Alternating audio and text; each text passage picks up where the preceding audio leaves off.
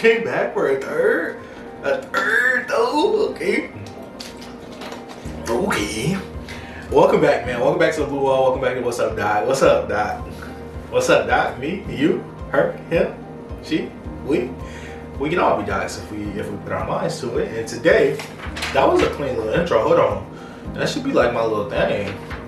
Anyways, today's video is going to be on how I got into medical school. What was the process?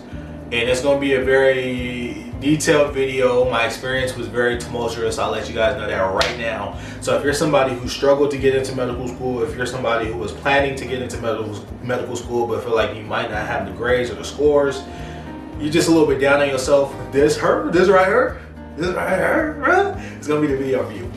All right, so we're gonna take it way back like baseball cap, you feel me? I graduated from Cajon High School in San Bernardino, California in the year 2013. I bet y'all didn't think we was going that far back, but it's important. So 2013, I graduated from high school and I started attending Cal State Dominguez Hills, which is a part of the CSU system, 23 campuses in California. Not like an upper echelon school by any means, but a school I enjoyed and I learned a lot from. So I go to Cal State Dominguez Hills, really kind of not knowing where my life was headed. I knew at the time when I enrolled that I was an English major because I had a really cool transformational type of English teacher my senior year. Shouts out to Ms. Martanian. I don't know how you'll be watching this, but if you are, shouts out to you. You changed my life. So she was my English teacher and I was like, you know what? She inspired me to become an English teacher. So I went into college with an English major. Wasn't feeling it. I was really good at English, but I just wasn't feeling it for real. So I was like, you know what? I had talked to my parents before I left to go to college, and I told them, like, you know what, I think I want to become a doctor, but it just feels so like daunting. I'm sure I didn't use the word daunting at 17, but I was just like, it just feels like a lot. Like I don't know anybody who's a doctor. I don't know if it's possible. Maybe I'll become like a PA. Like I vividly remember having this conversation with my parents. I was like, maybe I'll become a PA instead because it's less schooling, less kind of responsibility. If I fall, I guess it's okay in that realm. But I feel like becoming a doctor, there's just so much to try to attain. You got to be in school for so long, and it just seems implausible, right? And I remember my parents sitting there telling me in the backyard, they said, if you're gonna go to be a PA and you really want to be in the field of medicine, go and become a doctor. Like, who's telling you you can't do that? Where are you getting this idea from? You know what I'm saying? Because it didn't come from us. But it really came from, you know, being a part of the city and just really not knowing people who are doctors, right? So I was like, you know what, you're right.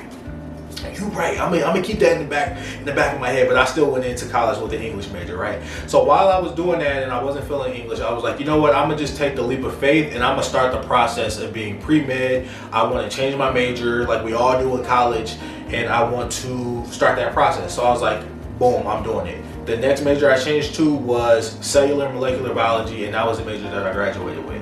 So throughout college, throughout my time at Dominguez Hills, it was pretty much mostly work.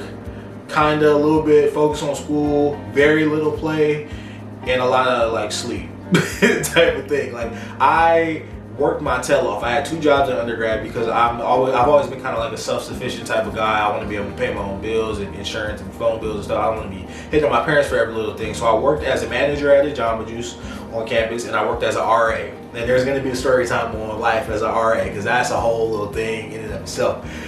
So I did that, which takes a lot of your time, energy, drains you a lot. And I was also working as a pre-med student. So if you guys are pre-med students, you guys know how hard pre-med classes are. You know, you need to take biology, you need to take chemistry, you need to take physics, you need to take calculus, you need to take, you know, you don't have to take, but certain electives like endocrinology, and we had a minority medicine class, which was really fun, genetics, molecular genetics, all of this stuff I had to kind of balance with work and school and relationships and all this different stuff. So it was tough in college, right? And so with that being said, as you would imagine, I didn't do extremely well. In college, I think I graduated with a 3.2 GPA. That's science and regular, I think. Maybe my science was like a 3.1. And it was a struggle. I was on the struggle bus, and I was actually driving the struggle bus. I actually got my bus driver's license to drive the struggle bus throughout my time in pre-med. I did not do well. We all know that, you know, certain schools want you to aim for like a 3.5 science and regular, and I did not even have that. But nevertheless, me being me, you know, through college, I attended a program at Howard University. This was like my second or third year at Howard University that preps minority students who want to enter medicine. So I was like, you know, I did this program, even though my GPA isn't as high, I do have an in with them, I do have some shadowing experience. Let me go ahead and apply upon graduation. So I graduate pre-med in 4 years. Don't know how I did it. Praise be to Jesus. I really don't know how I did it, but I graduated in 4 years, and I decided to apply to medical school and a master's program right coming out of school, like to start right coming out of school. So I applied to one school, and that was Howard University, and they probably laughed at my application, bro, because I took the MCAT and I bombed it. The first time I took the MCAT, I absolutely bombed it. It was the worst experience of my life. I just wasn't ready. I wasn't ready. I'll do a video on how to prepare for the MCAT, but honestly, I wasn't ready. I was not ready. And so I did very horrible on the MCAT. I had the GPA I told y'all I had, and I decided to apply anyway, and I probably got laughed out of the admissions committee. I didn't even hear back from them, basically. And so that was fine, because at the same time I had applied for a master's program. And so that was the master's at Midwestern in Biomedical Sciences, which is really more so like a post-bac program, right? So you hear about these post-bac programs that you can do in order to boost your academic resume, to show AdComs that you're able to handle rigorous coursework like physiology, anatomy, histology, microbiology, pathology, pharmacology, all those classes we took in a matter of 9 months at the school at Midwestern in Arizona. And at the end of it, you get a master's degree in biomedical sciences. I don't know why I put air quotes. It is a master's degree, but it really serves more of a post-baccalaureate purpose in terms of getting you to medical school, right? So I did that program. It was the hardest program of my life. Insert pro tip here. If you're going to do a master's program at Midwestern or a post-bac program anywhere, period, make sure you're ready to go, because these programs are usually like a year long. It's not a game. It's not a joke. It was the hardest thing I've ever done in my life. I'm taking pharmacology, pathology. Actually, I don't know if pathology was on there, but pharmacology, microbiology, anatomy, physiology. All of these classes within 9 months, and you have to do well, or there's no point in you doing the program. Because if you come out with a 3.0 GPA like you had in undergrad, it's kind of like, well, why'd you do it? Because you still got the same grades, right? So I did pretty well in that program. I did well enough to improve my record for sure, and to show people that I was able to withstand that rigorous coursework, right?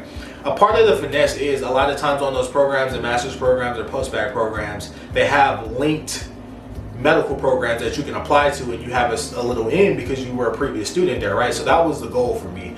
I had already failed once applying to Howard for medical school, but after this master's program, I decided to apply to their medical program, which was a DO program at Midwestern.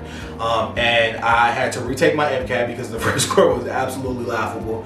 I retake the MCAT, and this time I do better for sure. I won't even say I do a little bit, but I definitely show improvement in my MCAT. And I'm thinking like maybe they might be able to work with me, maybe they might be able to accept me considering how well I performed in the master's program.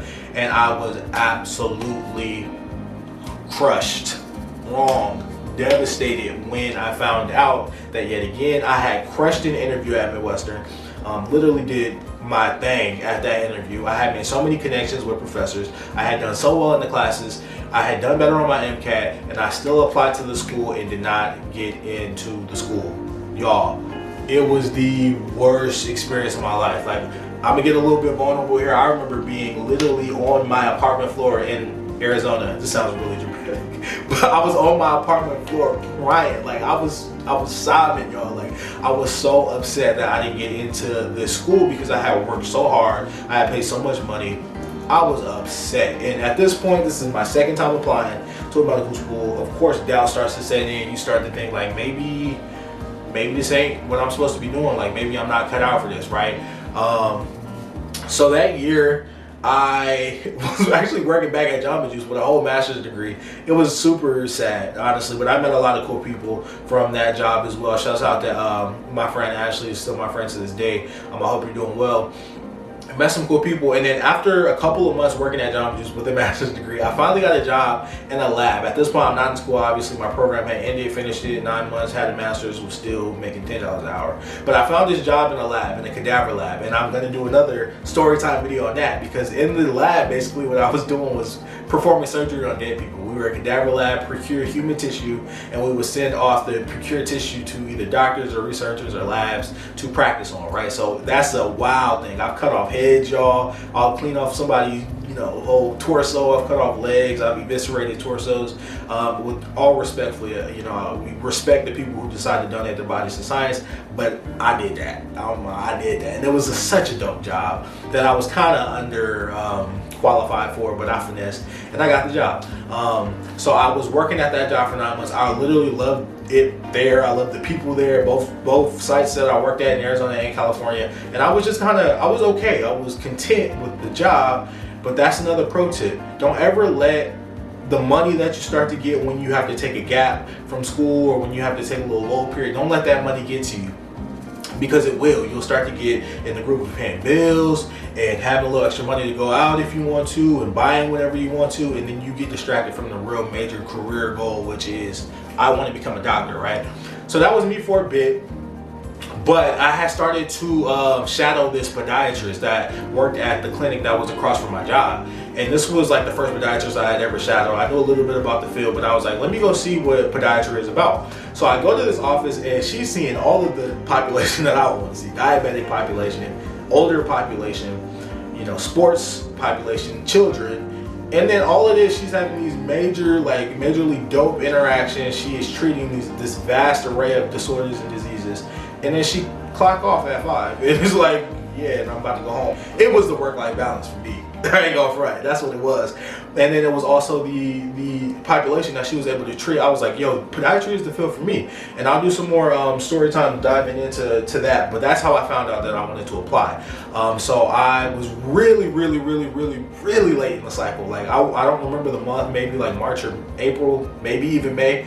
But I was calling around in different podiatry schools saying like, yo, you guys got any slots? You got any slots? And luckily, Barry Podiatry was still open. It still had some slots left. So I was like, you know what? I always want to live in Miami anyway. Let me just shoot my shot. You know what I'm saying? Let me pip in this real quick and see if I get in. If I get in, this is probably what I was meant to be doing. And I applied to Barry University. I go to interview at Barry University, which would be another story time because that was an experience.